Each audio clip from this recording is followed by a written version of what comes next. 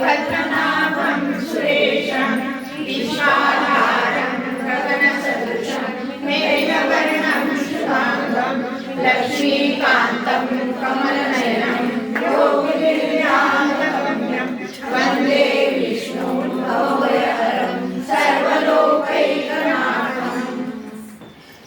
तुम्ही म्हणाल विष्णूची उपासना कशी आहे, तर आज मुख्य विष्णूचीच उपासना करतात आणि विष्णूचं दुसरं रूप म्हणजे श्रीकृष्ण आणि श्रीकृष्ण हे विठ्ठल रूपामध्ये पांडुरंगाच्या भक्तीवर प्रसन्न होऊन पंढरपूरला आले आणि त्यांनी त्या ठिकाणी आपण सर्व त्या ठिकाणी दर्शन घेऊ शकतो। पंढरपूरच्या पांडुरंगाचं दर्शन आपण घेऊ शकतो। धन्य तो भक्त पुंडलिक म्हणून या ठिकाणी मी पहिल्यांदा शांताकारक हा श्लोक म्हटलाय।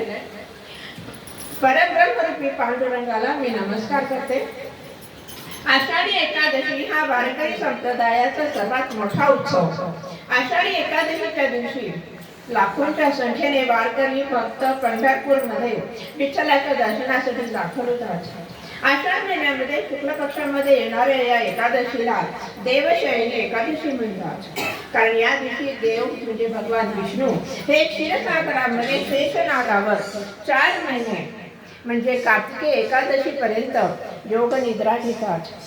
या देवाच्या निद्रा कालामध्ये असुर हे प्रबल होतात आणि मानवाला त्रास देऊ लागतात।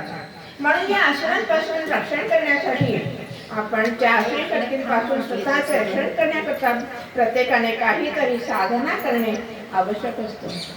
या चातुर्मासामध्ये साधू संत एका ठिकाणी वास्तव्यास राहून व्रत तपश्चर्या हरिस्मरण करतात, साधना करतात। आषाढ एकादशीचं पौराणिक पण महत्व आहे। पुराणामध्ये श्रीकृष्णाने युधिष्ठिराला शयनी एकादशीचे महत्व सांगितले।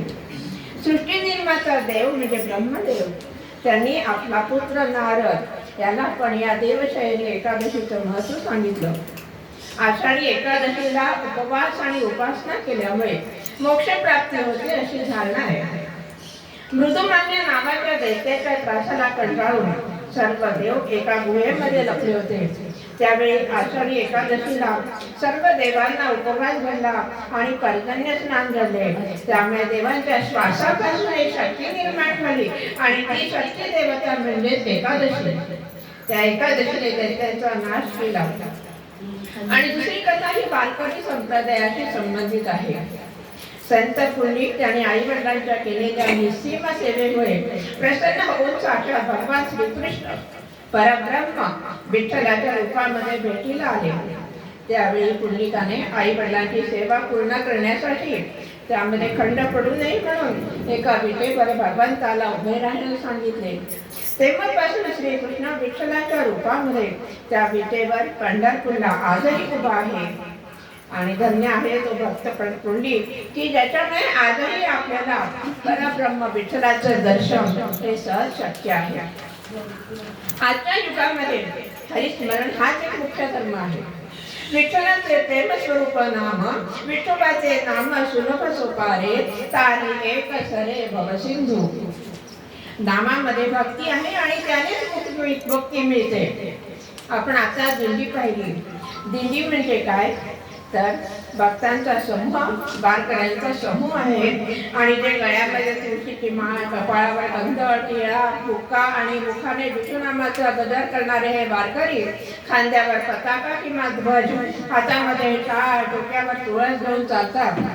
शेगावहून गजानन महाराजांची, देहूहून तुकोबारायांची, आळंदीहून संत ज्ञानेश्वर माऊलीची, त्र्यंबकेश्वरहून निवृत्तीनाथांची, मुक्ताई नगरहून मुक्ताबाईची पालखी किंवा दिंडी ही पंढरपूरला येते। उत्तर प्रदेशमधून कबीराची दिंडी येते। लाखो लोक पंढरपूरच्या वाळवंटामध्ये चंद्रभागेच्या काठी विठ्ठलाच्या दर्शनासाठी जमतात। आज सर्व जमलेले आहेत। तहान भूक विसरून भजने गातात आणि वारी केल्याने अहंकार गळून पडतो, जातीभेद नष्ट होतो। विठ्ठल हा सर्वसामान्यांचा देव आहे। गरीब श्रीमंत जातपात हा भेदभाव त्याच्याकडे नाही। निव्वळ भक्तिभावाने तुम्ही विठ्ठलाची भक्ती करा, तो तुम्हाला त्याचं चांगलं फळ हे केव्हाही देईल. जाता पंढरीसी सुख वाटे जीवा, आनंद केशवा भेटताची. विठू माऊली ही जगाची माऊली आहे. रूप सावळे दिव्य आगळे अंतर्यामी भरते.